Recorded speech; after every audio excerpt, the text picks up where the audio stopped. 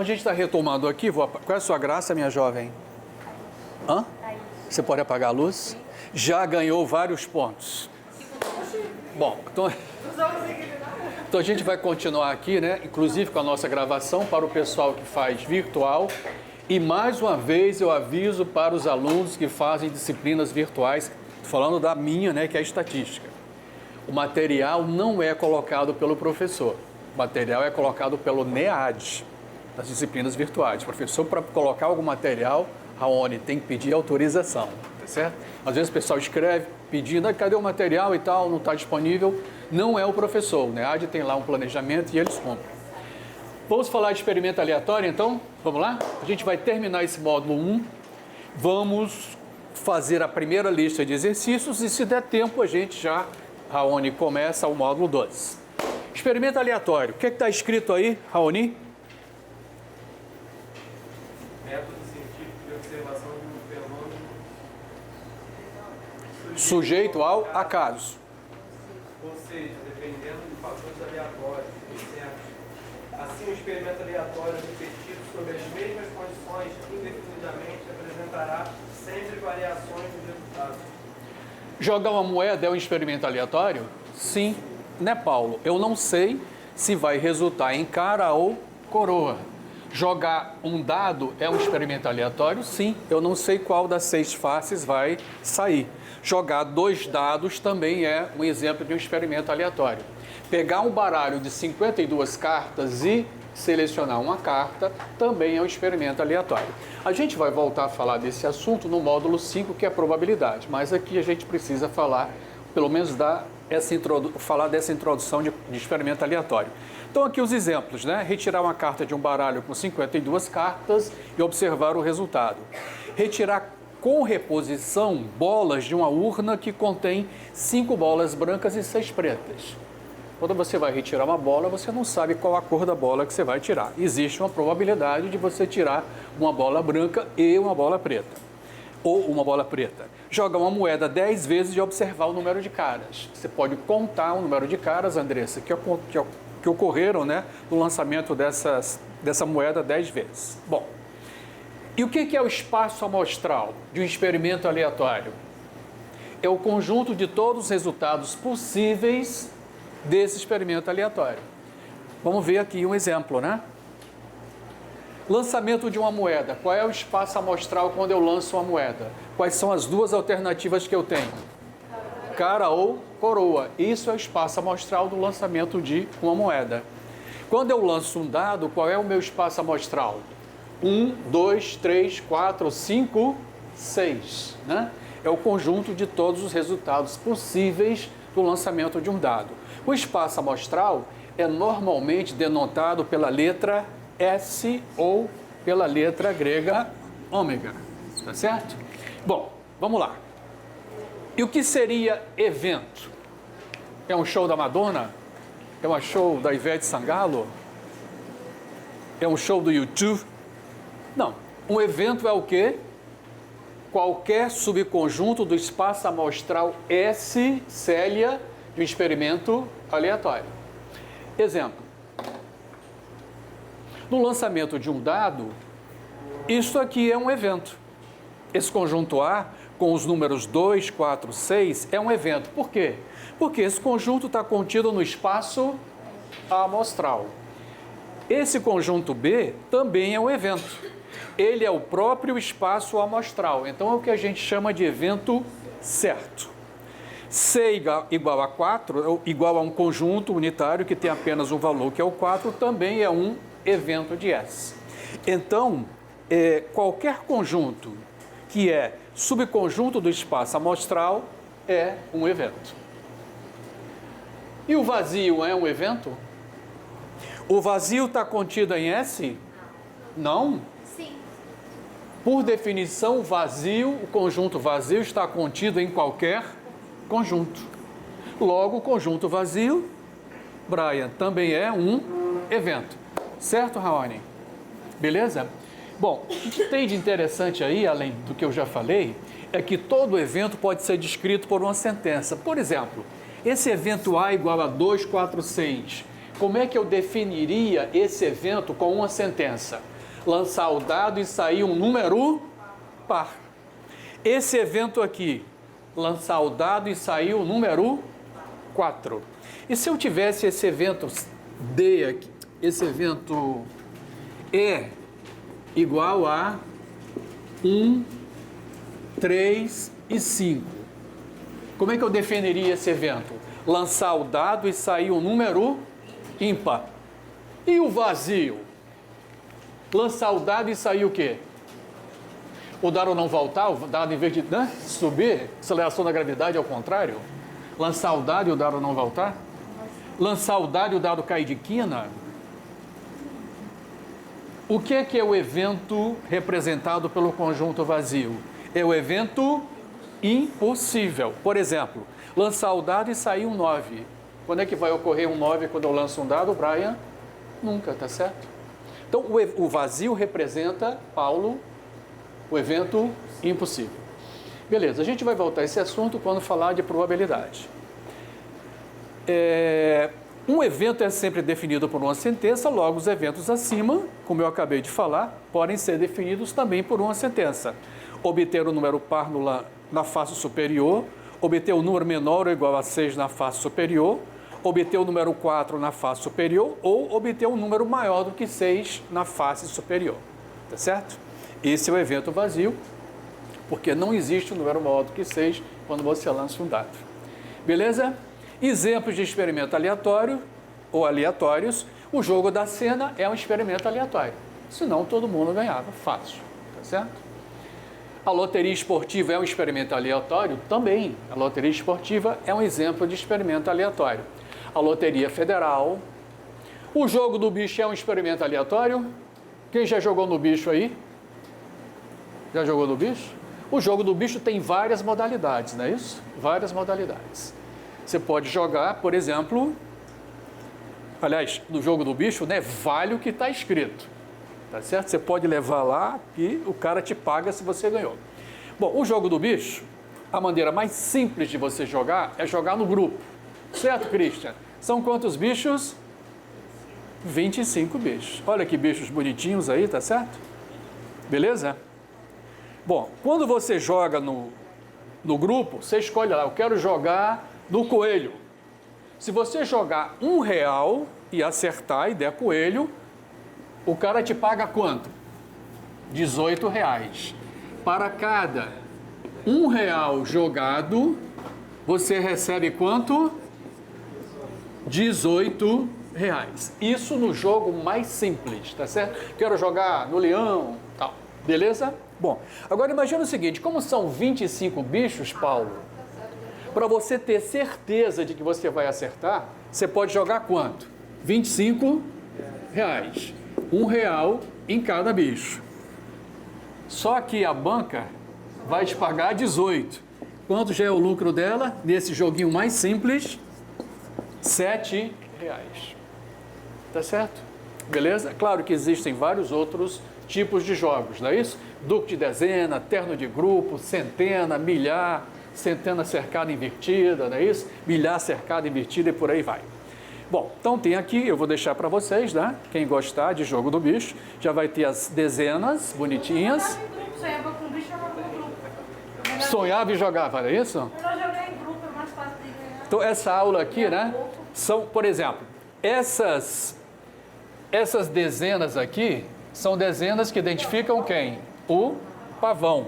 Essas dezenas aqui identificam a vaca. Essas dezenas identificam o tigre e é por aí vai. Muito bom.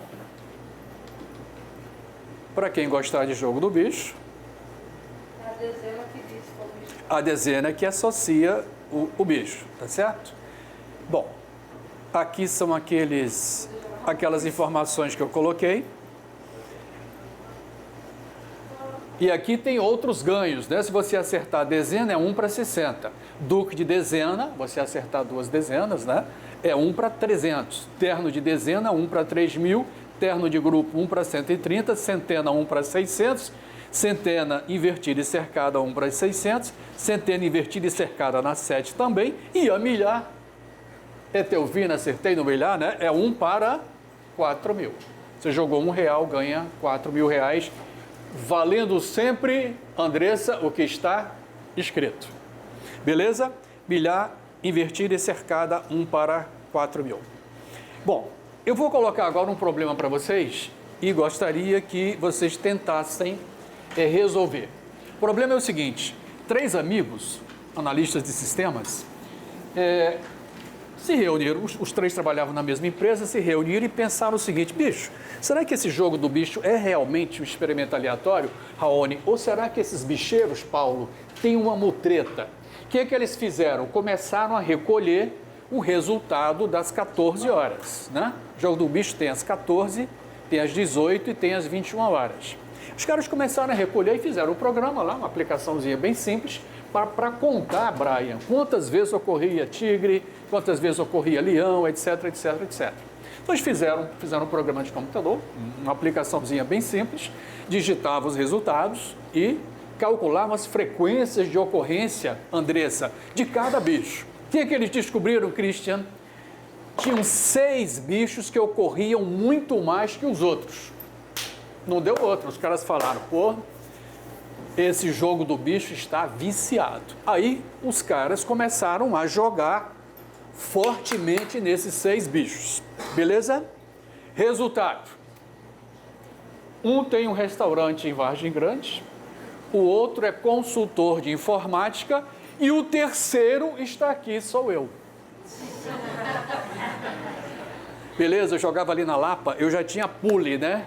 Trem azul. Bom, nós erramos. Nós erramos. A pergunta é, aonde nós erramos? Por que nós erramos? Está gravando aí, meu garoto? E essa luz apagou por quê? E pode gravar assim no escuro? Está gravando, beleza. Acenda a luz aí, minha jovem, por favor, para melhorar aqui. Onde nós erramos? A pergunta é, nós erramos, senão a gente teria fechado, né? Acertado.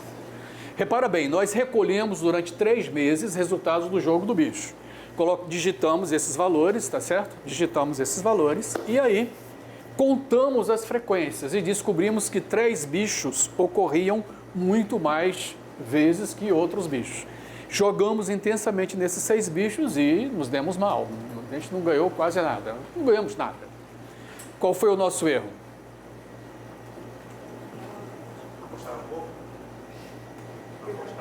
Não. Quem falou aí? Quem? Diga aí, meu garoto, o que significa isso? Deveria ser analisado por mais tempo. Qual é a sua graça? Qual é o seu curso? Você já está praticamente aprovado. Denilson, não é isso? Então, olha só, nós falamos na aula passada, está gravando aí, Cleiton? Nós falamos na aula passada de quê? De amostra, lembra? Amostra é uma parte representativa da população. O Denilson, né? Como o Denilson falou, esses 3 meses não são representativos de uma série histórica imensa, tá certo? A gente deveria ter coletado muito mais dados para ter uma amostra representativa daquele jogo. Realmente nós continuamos coletando, Denilson. É Denilson, né? Continuamos coletando e efetivamente descobrimos o quê? Que o jogo do bicho é um experimento aleatório. O cara nem precisa mutretar, cara. Por definição, Brian, no jogo mais simples que existe, o cara já leva em cada real apostado, né? O cara já em cada R$25 apostados, o cara já leva 7 sem fazer esforço. Pode continuar aí, Cleiton, você vai pegar... Pode continuar? Beleza. Então, minha jovem, apague aí, por favor, para a gente continuar aqui esta aula simpática. Afasta-te de todas as impressões dos sentidos da imaginação e cria apenas na tua razão. A leitura de todos os bons livros é uma conversação com as pessoas mais qualificadas dos séculos passados. De quem são essas frases, Brian? Só pode ser da fera René Descartes. Continuando então com o nosso módulo 1. O nosso módulo 1 cuida de conceitos básicos. Vamos falar um pouquinho, Célia, de probabilidade. E para falar de probabilidade, você precisa falar de variável aleatória. O que é uma variável aleatória? Diz ali, né? é a função que associa a cada elemento lá do nosso espaço amostral um número. As variáveis aleatórias podem ser discretas ou contínuas. Aliás, nós falamos aqui, né, Raoni, de variáveis discretas, não é isso? E falamos também de variáveis contínuas. Uma variável aleatória é usualmente representada por uma letra maiúscula e seus valores por letras minúsculas. Andressa, essa mente brilhante, me dê um exemplo de uma variável aleatória. A sua nota em estatística é uma variável aleatória? Não? Você garante que vai ser 10? Ô, Christian. Olha só, a nota de cada um de vocês em cada disciplina, né, Raoni, é uma variável aleatória. Por mais que você tenha estudado, você não pode garantir que vai tirar 8, ou 9, ou 10. Agora vamos dar outros exemplos de variáveis aleatórias. Será que a precipitação pluviométrica média na cidade do Rio de Janeiro no mês de julho é uma variável aleatória? Certamente. Será que a produção brasileira anual de trigo é uma variável aleatória? Completamente séria. A produção brasileira anual de trigo depende de várias variáveis, tá certo? De vários fatores. A área plantada, os insumos, o preço do produto, o escoamento da produção, do clima, né? Se choveu o suficiente, se não choveu. Então, são exemplos clássicos de variáveis aleatórias. Bom, agora vamos ver o seguinte experimento. Considere o experimento aleatório que consiste no lançamento simultâneo de duas moedas. O espaço amostral correspondente a esse experimento é: quando eu jogo duas moedas, pode sair cara a cara? Pode sair cara a coroa? Pode sair coroa a cara? Pode sair coroa a coroa? Se você ficou em dúvida, imagina que uma moeda é amarela e a outra é azul, tá? Ok? Uma moeda é amarela, outra é azul. Então pode dar cara a cara, cara a coroa, coroa a cara e coroa a coroa. Beleza. Imagina o seguinte, que agora eu quero para cada ponto deste aqui, para cada ponto amostral do meu espaço, do meu experimento aleatório, eu quero calcular o número de caras. Quantas caras tem aqui, Paulo? Quantas caras tem aqui? Quantas caras tem aqui? Quantas caras tem aqui? Esse x varia, não varia? Dependendo do ponto. Então, ele é uma variável aleatória. Esse y, que conta o número de coroas, também é uma variável aleatória. Quando eu jogo duas moedas, Brian, eu não sei se vai dar cara a cara, ou cara a coroa, ou coroa a cara, ou coroa a coroa. Tá certo? Agora, essa é uma variável aleatória discreta ou contínua? Não é uma contagem? Então ela é discreta, tá? Ela é discreta. Bom, x e y, assim definidas, são variáveis aleatórias. Discretas ou contínuas, vocês responderam que ela é uma variável aleatória discreta. Beleza. Bom, qual seria a probabilidade de lançar... Isso aqui de uma forma bem conceitual, tá? Depois a gente vai ter um módulo inteiro sobre probabilidade. Qual seria a probabilidade do lançamento simultâneo de duas moedas se obter duas caras? X igual a 2. Qual é a probabilidade de x ser igual a 2? 1 em 4. Você tem 4 possibilidades, você só quer esta aqui. Então, é uma possibilidade em 4 possibilidades. Qual é a probabilidade de se obter pelo menos uma cara? X igual a 1 ou x igual a 2? São quantas possibilidades? 3, no total de quanto? Pelo menos uma cara, não é x igual a 1? Ou x igual a 2? Pelo menos uma cara, serve esse e serve esse. Então, me interessa o quê? 3 possibilidades, no total de 4 possibilidades. Então, a probabilidade de se obter pelo menos uma cara é 3/4. Certo, Raoni? Tranquilo? Qual a probabilidade de se obter exatamente uma coroa? 2 em? Que dá quanto? 50%, a metade. Muito simples, tá? São conceitos bem básicos de probabilidade que a gente vai voltar mais na frente, num módulo dedicado a esse assunto. Bom, agora a gente vai falar de apresentação de dados estatísticos. Como é que os dados estatísticos são apresentados, hein? Nós somos bombardeados por informações, Andressa, hein, Christian? Todos os dias na mídia? Sim. E esses dados, né, eles vêm normalmente em forma de quê? Tabelas e gráficos, né? Tabelas e gráficos são formas de apresentação de dados estatísticos.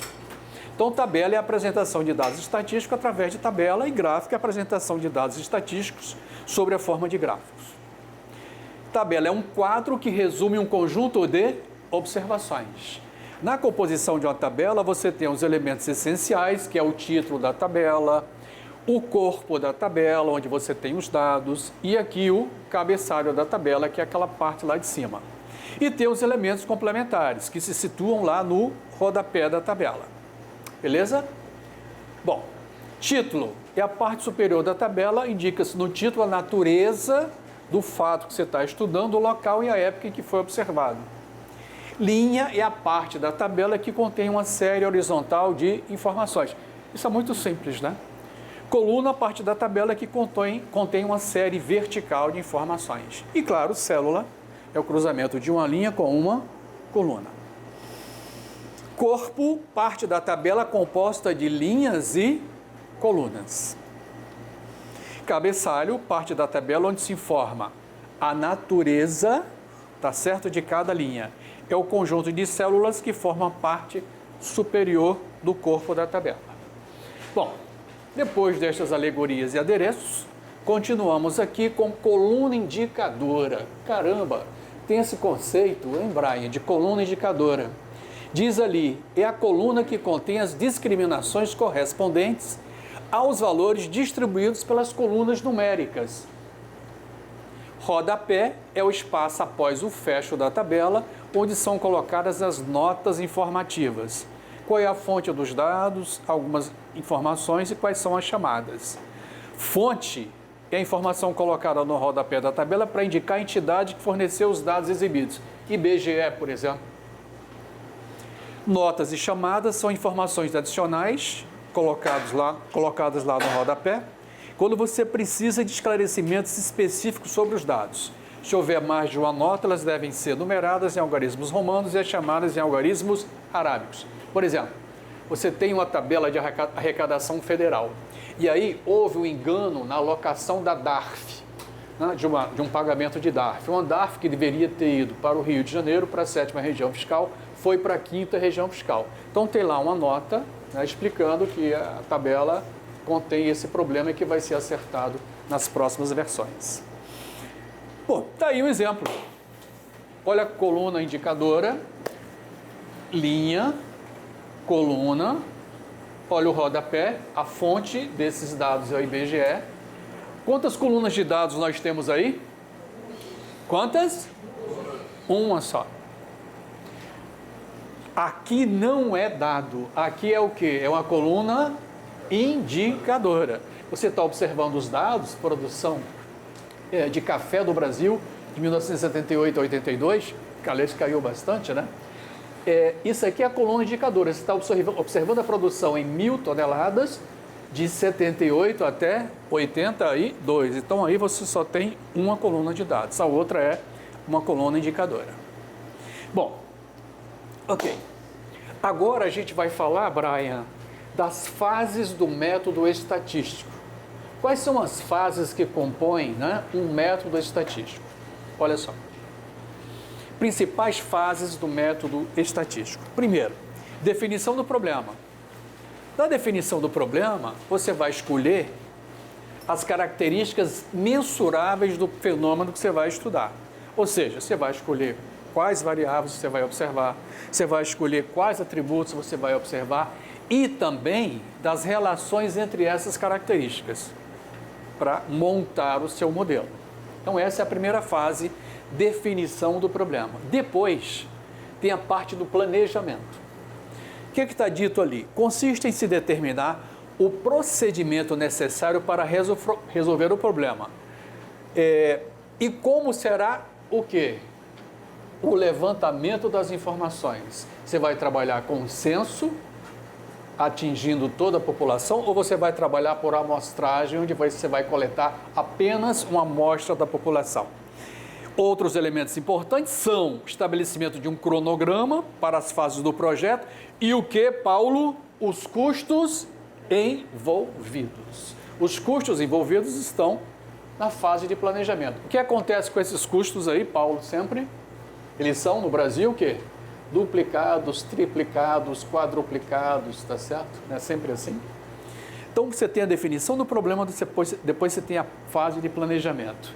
Depois que você define o problema e planeja, o que é que você vai fazer, Brian? Coletar os dados, tá certo? Aí, na coleta de dados, ela pode ser direta ou indireta. Esse módulo é bem conceitual, tá certo? E o que seria uma coleta de dado direta? Se eu lhe perguntasse, o que é uma coleta de dado direta?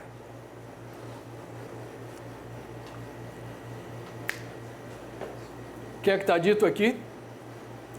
Quando é feita sobre elementos informativos de registro obrigatório. Bicho, o nascimento não é obrigado a você registrar a criança?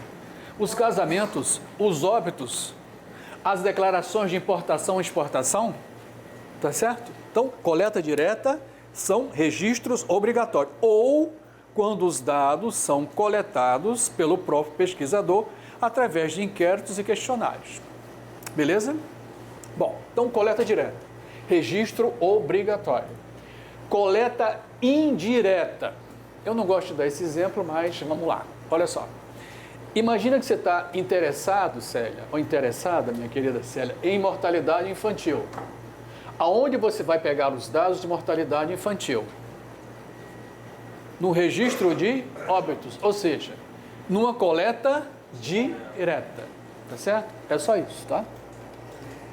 Bom, a coleta direta se classifica em contínua, quando é feita continuamente, como os nascimentos, os óbitos, frequência de alunos nas aulas, ou periódica, quando é feita em intervalos constantes de tempo, como, por exemplo, no censo, de 5 em 5 anos, de 10 em 10 anos. Ou ocasional, quando é feita ocasionalmente, com o objetivo de atender uma conjuntura ou a uma emergência, como no caso de epidemias. Nós tivemos agora problema aí de Zika, tá certo? E chikungunya, não é isso? Então, é um exemplo de coleta ocasional. Bom, essa é a direta, né? Ela pode ser contínua, periódica ou ocasional. Agora, a indireta é aquele exemplo que eu estava dando lá para a Célia, né? É inferida a partir de elementos conseguidos pela coleta direta. Exemplo clássico esse aí, que eu não gosto de dar, mas tem que dar, né? É o exemplo da mortalidade infantil, de onde você pega esses dados. Você pega esses dados a partir de uma coleta direta, que é a coleta de óbitos. Muito bem, meus jovens. Diga. Depois, qual é o próximo passo? Você coletou os dados. O que é que você vai fazer agora? Apuração dos dados. Consiste em resumir os dados através de sua contagem e agrupamento. E a apuração pode ser manual, mecânica ou eletrônica. Tá certo? A apuração manual a gente deixa para o pessoal da Flórida, não é isso? Dos Estados Unidos, eles não fazem apuração manual dos dados? Não é assim? Dos votos. A apresentação dos dados, geração de tabelas e gráficos. Fundamental, Raoni. Essa questão da apresentação dos dados é absolutamente fundamental. Então, dá para fazer um refresh aí? Nas fases do método estatístico, até chegar na apuração dos dados. Qual foi a primeira fase que está aí? Qual é a primeira fase?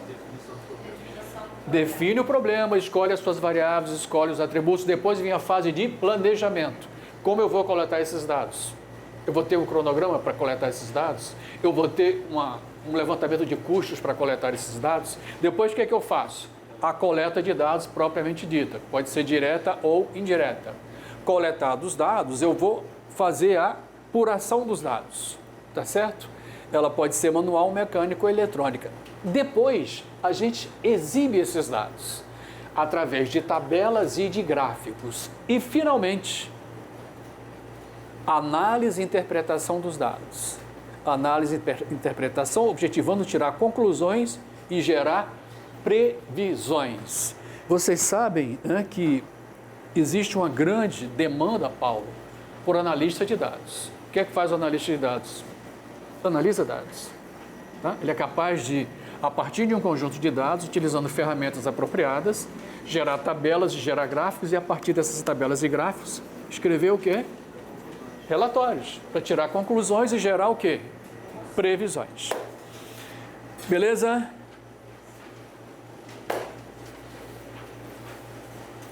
Agora o nosso interregno, Célia, filosófico. Sucede com frequências que os espíritos mais mesquinhos são os mais arrogantes e soberbos, assim como os espíritos mais generosos são os mais modestos e humildes, Luciene. De novo, René Descartes. Com isso, meus jovens, nós terminamos o módulo 1.